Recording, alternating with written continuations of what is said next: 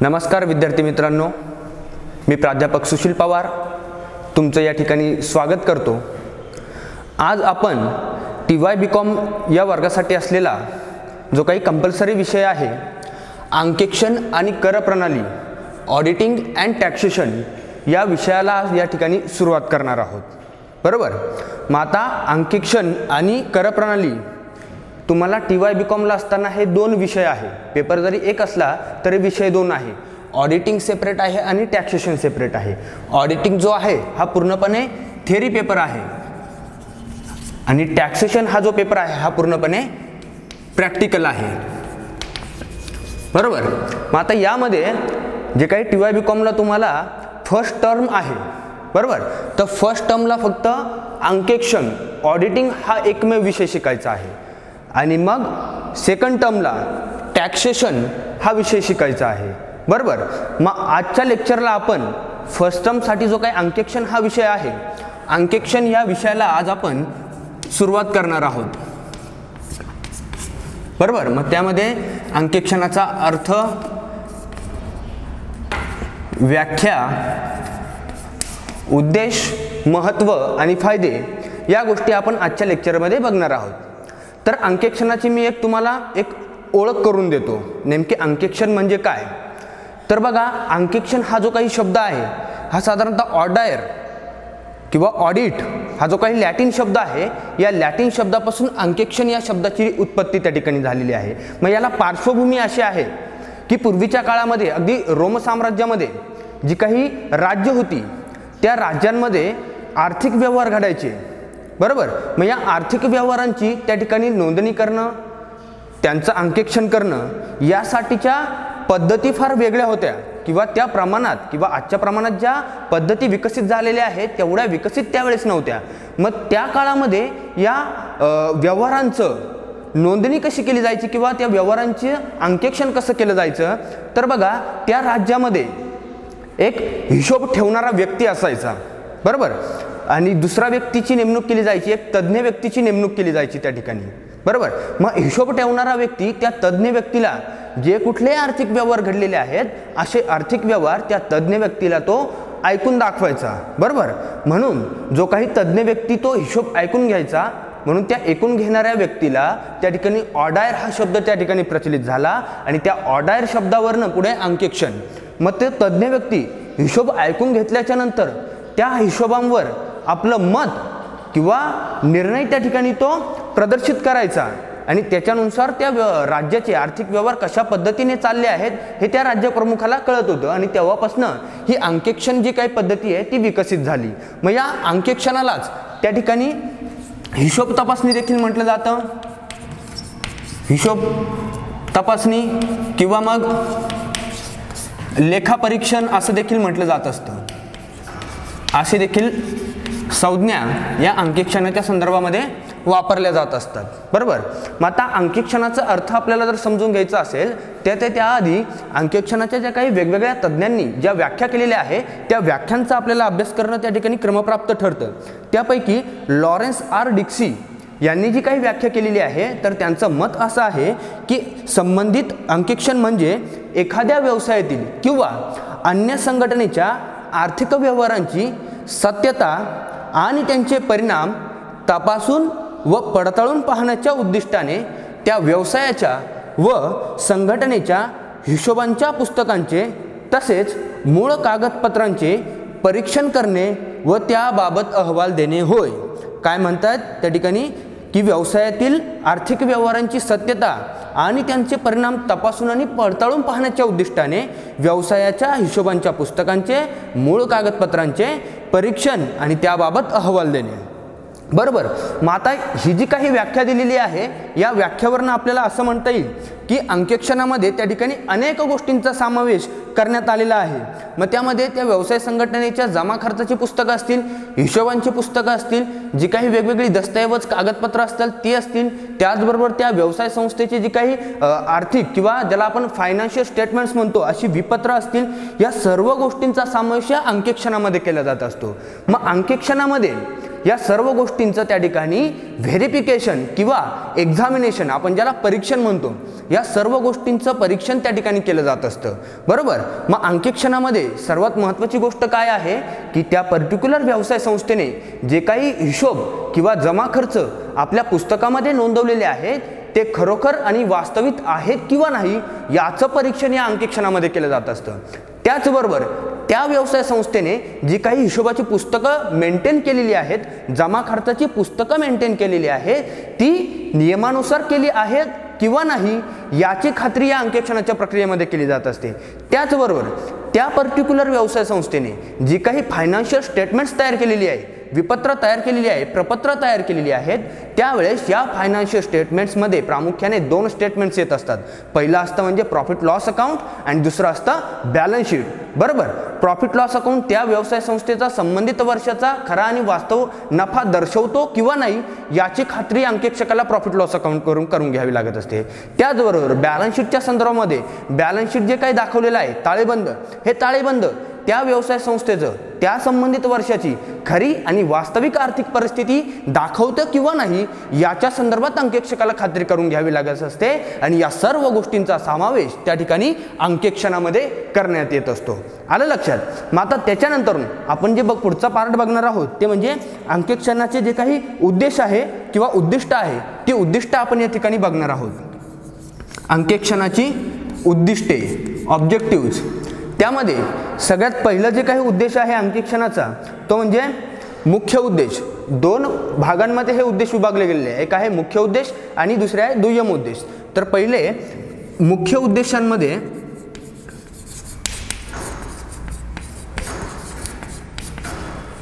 मुख्य उद्देश, त्यामध्ये पहिला उद्देश आपल्याला सांगता येईल तो म्हणजे वार्षिक लेख्यांच्या सत्यतेविषयी खात्री करून घेणे.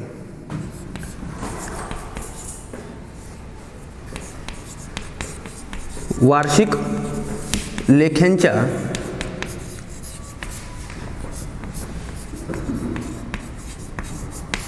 सत्यतेविषयी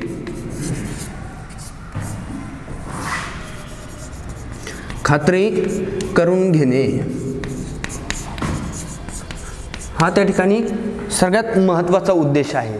वार्षिक लेखे म्हणजे काय की कुठल्याही व्यवसाय संस्थेचे फायनल अकाउंट्स, बरोबर.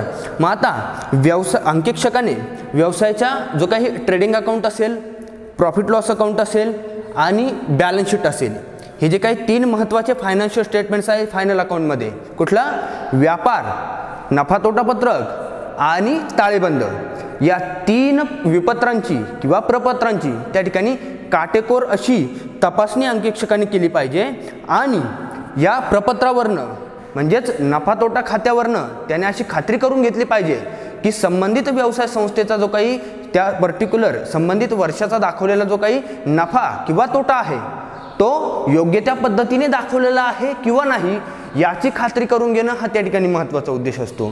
त्याचबरोबर जे काही व्यवसाय संस्थेने ताळेबंद तयार केलेला आहे, बॅलन्स शीट तयार केलेलं आहे, ते बॅलन्स शीट त्या व्यवसाय संस्थेची खरी आणि वास्तविक परिस्थिती दर्शवतं किंवा नाही याची देखील खात्री करून घेणं हा देखील त्या ठिकाणी अंकेक्षणाचा महत्त्वाचा उद्देश आहे. यालाच म्हटलं जातं की वार्षिक लेखांच्या सत्यतेविषयी खात्री करून घेणे. त्यानंतर मुख्य उद्देशमध्ये दुसरा जो काही महत्त्वाचा उद्देश आहे तो म्हणजे लेखे नियमानुसार ठेवली असल्याची खात्री करून घेणे. लेखे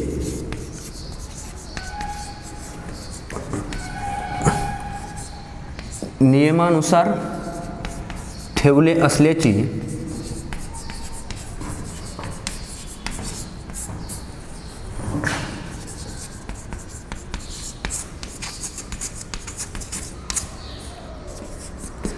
खात्री करून घेणे, बरोबर.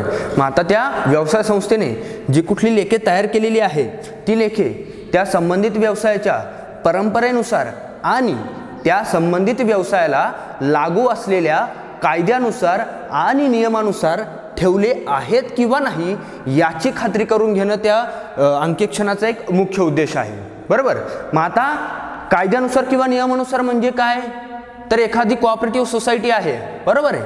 मग त्या कोऑपरेटिव्ह सोसायटीला जो काही कोऑपरेटिव्ह सोसायटी ॲक्ट लागू होतो, मग त्या कोऑपरेटिव्ह सोसायटी ॲक्टमध्ये त्या कोऑपरेटिव्ह सोसायटीने जी काही लेखे तयार करायची आहे, फायनान्शियल स्टेटमेंट तयार करायची आहे, त्या संबंधामध्ये प्रोव्हिजन्स दिलेले असतात, तरतुदी दिलेल्या असतात. म्हणून त्या कोऑपरेटिव्ह सोसायटीने त्या कायद्यातील तरतुदीनुसार त्यांचे लेखे हे व्यवस्थितरित्या तयार केले आहेत किंवा नाही, अधिकृतरित्या तयार केले आहेत किंवा नाही, याची खात्री करून घेणं त्या ठिकाणी अंकेक्षणाचा महत्त्वाचा उद्देश आहे. त्यानंतर दुय्यम उद्देश या ठिकाणी आपल्याला सांगता येतील. दुय्यम उद्देश, पहिले होते मुख्य उद्देश आणि पुढचे आहे दुय्यम उद्देश. त्यामध्ये दुय्यम उद्देशामध्ये पहिला उद्देश जो आहे तो म्हणजे लेखाकर्मातील चुका शोधून काढणे.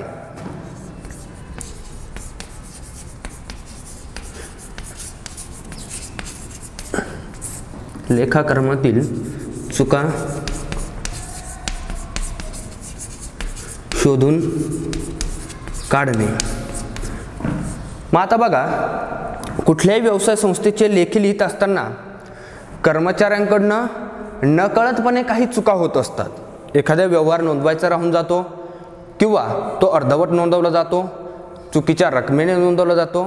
अशा अनेक प्रकारच्या चुका या कर्मचाऱ्यांकडनं त्या ठिकाणी नकळतपणे होत असतात. बरोबर आहे.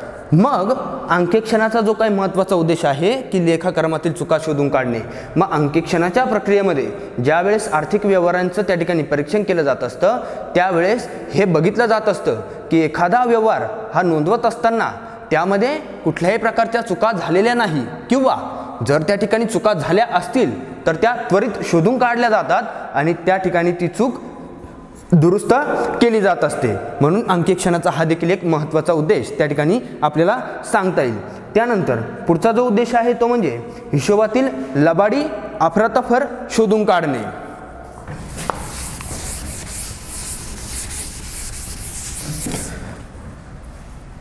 दुसरा उद्देश आहे हिशेबातील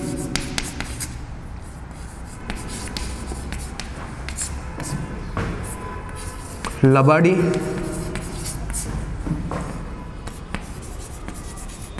अफरातफर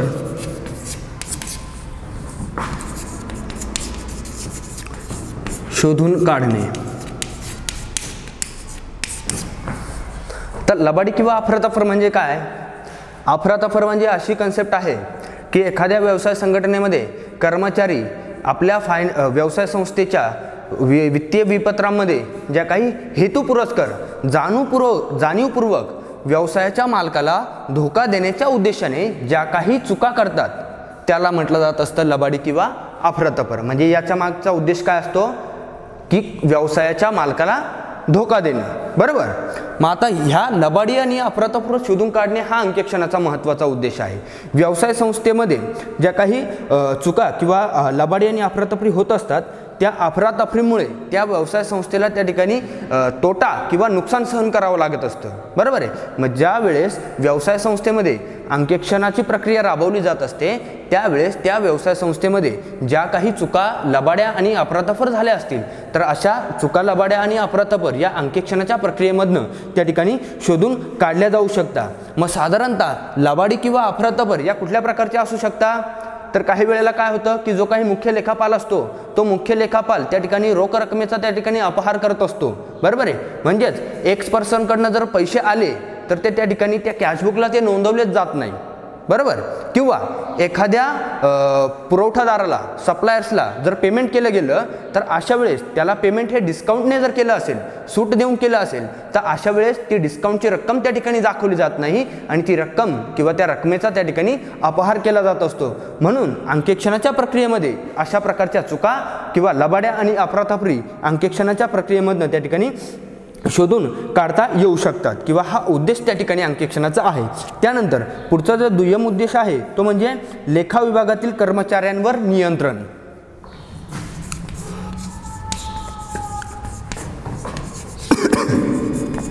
लेखा विभागातील कर्मचाऱ्यांवर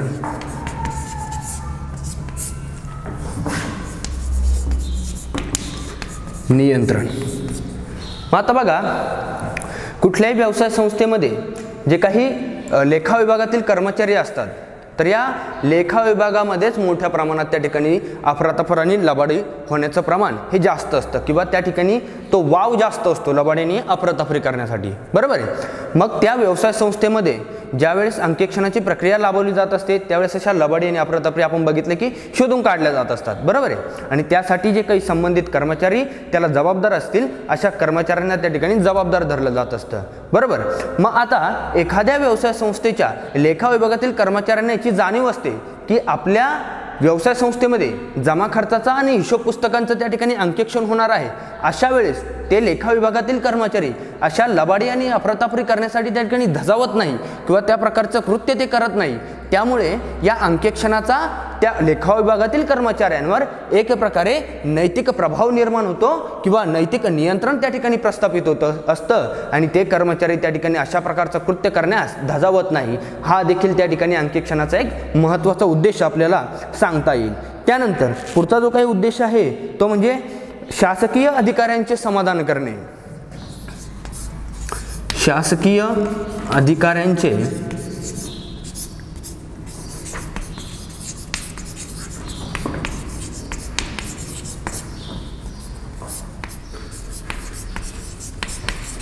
समाधान करणे।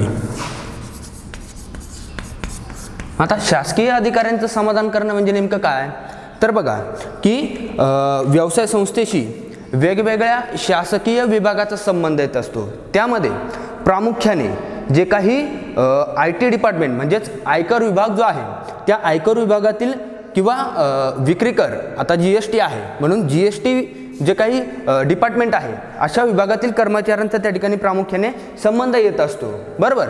मग अशा वेळेस ती व्यवसाय संस्था जर त्या व्यवसाय संस्थेचे जे काही हिशोब पुस्तकं असतील, जमा खर्च असतील, ते जमा खर्च जर अंकेक्षित असतील तरच ते शासकीय अधिकारी त्या व्यवसाय संस्थेच्या त्या अंकेक्षित कागदपत्रांवर, विपत्रांवर, प्रपत्रांवर, हिशोब पुस्तकावर त्या ठिकाणी विश्वास ठेवत असतात, बरोबर आहे। म्हणजे काय तर ज्या वेळेस ती व्यवसाय संस्था अशा प्रकारचे कर त्या ठिकाणी भरत असते, बरोबर आहे। मग कर भरत असताना त्या व्यवसाय संस्थेने जर त्यांचे अंकेक्षित कागदपत्र त्या ठिकाणी प्रसिद्ध केले किंवा त्या ठिकाणी सादर केले तर त्या शासकीय अधिकाऱ्यांचं त्या ठिकाणी समाधान होऊ शकतं आणि संबंधित व्यवसायाने ठेवलेली हिशोब पुस्तकं ही कायद्यानुसार योग्य आहे, अधिकृत आहे, नियमानुसार ठेवले आहेत अशी खात्री त्या अधिकाऱ्यांची होते। त्याचबरोबर संबंधित व्यवसाय संस्थेने जो काही कर भरलेला आहे तो व्यवस्थितरित्या योग्य पद्धतीने भरलेला आहे अशी खात्री त्यांची होते आणि त्यांचं समाधान त्या ठिकाणी केलं जात असतं। त्यामुळे हा देखील प्रमुख उद्देश आपल्याला त्या ठिकाणी सांगता येऊ शकतो। तर अशा पद्धतीने अंकेक्षणाचे हे उद्देश आपल्याला या ठिकाणी सांगता येतील। त्यानंतर आपण पुढचा भाग जो बघणार आहोत तो म्हणजे अंकेक्षणाचे महत्त्व आणि फायदे।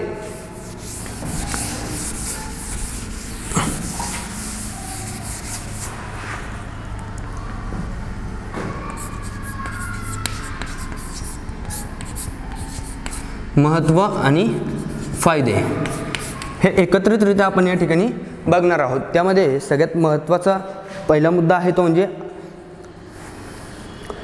आवश्यक माहिती उपलब्ध होते।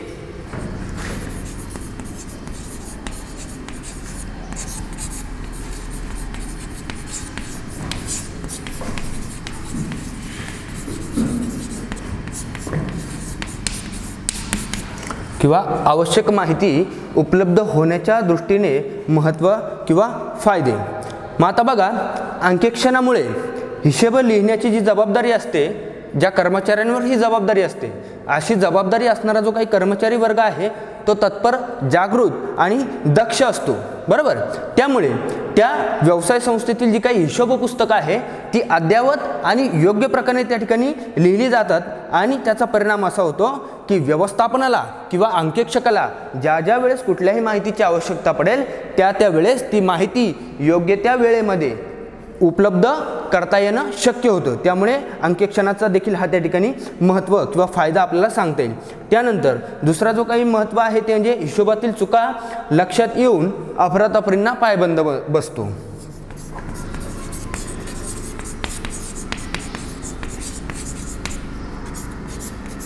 हिशेबातील चुका लक्षात येऊन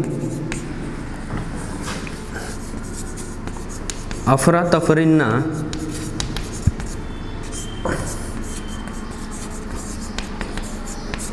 पायबंद बसतो. मग या अगोदरच ऑलरेडी आपण ही गोष्ट बघितलेली आहे की अंकेक्षणाच्या प्रक्रियेमुळे किंवा ज्या संस्थेमध्ये अंकेक्षण केलं जात असतं त्या व्यवसाय संस्थेमध्ये हिशोब पुस्तकांमध्ये किंवा जमा खर्चाच्या नोंदणीमध्ये जर कुठल्या प्रकारच्या चुका, लबाडी आणि अफरातफर झाली असेल तर त्या चुका, लबाड्या आणि अफरातफरी या अंकेक्षणामुळे त्या ठिकाणी शोधून काढता येत असतात. बरोबर आहे. मग या अंकेक्षणाचा त्या ठिकाणी त्या लेखा विभागातील कर्मचाऱ्यांवर किंवा इतर कर्मचाऱ्यांवर एक नैतिक प्रभाव, नैतिक नियंत्रण त्या ठिकाणी प्रस्थापित होत असतं. त्यामुळे असे कर्मचारी त्या ठिकाणी चुका किंवा लबाडी आणि अफरातफर करण्याचं धाडस करत नाही किंवा ते धजावत नाही, तसं कृत्य त्या ठिकाणी करत नाही. याचं कारण की त्यांना माहीत असतं की आपल्या व्यवसाय संस्थेमध्ये हिशोब पुस्तकांचं आणि जमा खर्चांचं अंकेक्षण केलं जाणार आहे आणि आपण जर चुका केल्या, लबाडी, अफरातफर केली तर त्या ठिकाणी अंकेक्षणाच्या प्रक्रियेमध्ये त्या उघडकीस येऊ शकतात आणि त्यासाठी आपल्याला जबाबदार धरलं जाऊ शकतं. त्यामुळे त्या ठिकाणी अशी लोक हे चुका किंवा लबाड्या आणि अफरातफर करण्यास धजावत नाही आणि त्यामुळे या अंकेक्षणामुळे हिशोबातील चुका लक्षात येतात आणि त्या होणार नाही किंवा त्या लबाडी आणि अफरातफरींना त्या ठिकाणी एक प्रकारे पायबंद बसत असतो. त्यानंतर सगळ्यात महत्त्वाचा फायदा होतो तो म्हणजे कर्ज मिळवणे शक्य होते.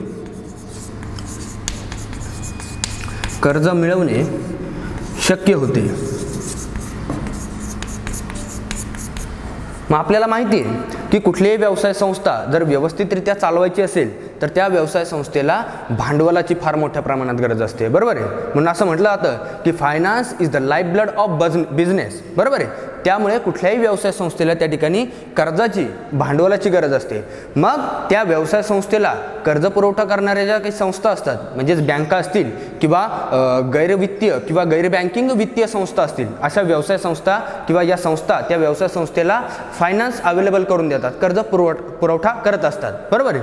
मग ज्या वेळेस एखाद्या व्यवसाय संस्थेला कर्जाची गरज असते त्यावेळेस ती व्यवसाय संस्था बँकेकडनं किंवा त्या वित्तीय संस्थेकडं करण्याची मागणी करते. बरोबर आहे. मग ती व्यवसाय संस्था काय करते किंवा वित्तीय संस्था किंवा बँक काय करते, त्यांना कर्ज देण्यासाठी जे काही निर्णय घ्यायचे असतात ते निर्णय घेत असताना त्या व्यवसाय संस्थेचे जे काही फायनान्शियल स्टेटमेंट्स आहेत ते ऑडिटेड आहेत किंवा नाही हे सर्वात प्रथम बघत असते. म्हणजेच त्या व्यवसायाचे सगळे कागदपत्र, हिशोब पुस्तकं, जमा खर्च जर अंकेक्षित असतील तर अशा वेळेस त्या बँका आणि गैर बँकिंग वित्तीय संस्था त्या कागदपत्रांवर, हिशोब पुस्तकांवर, हिशोबांवर आणि फायनान्शियल स्टेटमेंट्सवर त्या ठिकाणी विश्वास ठेवत असतात आणि ते बरोबर असल्याची खात्री करत असतात. त्याचबरोबर या अंकेक्षित हिशोब पुस्तकावरनं, फायनान्शियल स्टेटमेंट्सवरनं त्या बँका आणि गैर बँकिंग वित्तीय संस्था निर्णय घेत असतात की संबंधित व्यवसायाला कर्ज द्यायचं किंवा नाही, किंवा द्यायचं असेल तर ते किती प्रमाणात द्यायचं, यासारखे निर्णय त्या व्यवसाय संस्था घेत असतात.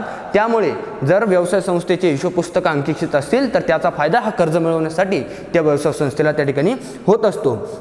त्यानंतर पुढचा जो काही महत्त्वाचा उद्देश आहे तो म्हणजे महत्त्व म्हणजे नुकसान भरपाईस मदत. नुकसान भरपाईस मदत. आता नुकसान भरपाईस मदत कशा पद्धतीने होते अंकेक्षणामुळे, तर बघा, एखादी व्यवसाय संस्था आहे, त्या व्यवसाय संस्थेला जर कुठल्या घटनेमुळे नुकसान सहन करावं लागत असतं. बरोबर आहे. त्यामुळे ती व्यवसाय संस्था काय करते की मालाचा म्हणजे मोस्टली ज्या मॅन्युफॅक्चरिंग इंडस्ट्रीज असतात त्या मॅन्युफॅक्चरिंग इंडस्ट्री काय करतात की आपल्या मालावरचा त्या ठिकाणी विमा उतरवतात. बरोबर आहे. की भविष्यात नुकसान होऊ नये म्हणून. बरोबर. मग अशा व्यवसाय संस्था त्या ठिकाणी जर त्यांचे नुकसान भरपाई करण्यासाठी गेली, नुकसान झालं असेल तर, बरोबर आहे, आणि त्याच्यावर जर विमा उतरवला असेल, त्या संबंधित विमा कंपनीकडे गेली तर अशी विमा कंपनी काय करते, त्या व्यवसाय संस्थेचे लेखे जर अंकेक्षित असतील तर त्या ठिकाणी त्या अंकेक्षित लेख्यांवर विश्वास ठेवत असते आणि त्या ठिकाणी नुकसान भरपाई जी आहे ती विलंब आणि तात्काळ त्या ठिकाणी मिळत असते. अशा पद्धतीने नुकसान भरपाई मिळण्यासाठी देखील अंकेक्षणाचा फायदा त्या ठिकाणी होत असतो. त्यानंतर पुढचा जो महत्त्वाचा विषय आहे तो म्हणजे भांडवल उभारणीस मदत. बरोबर आहे.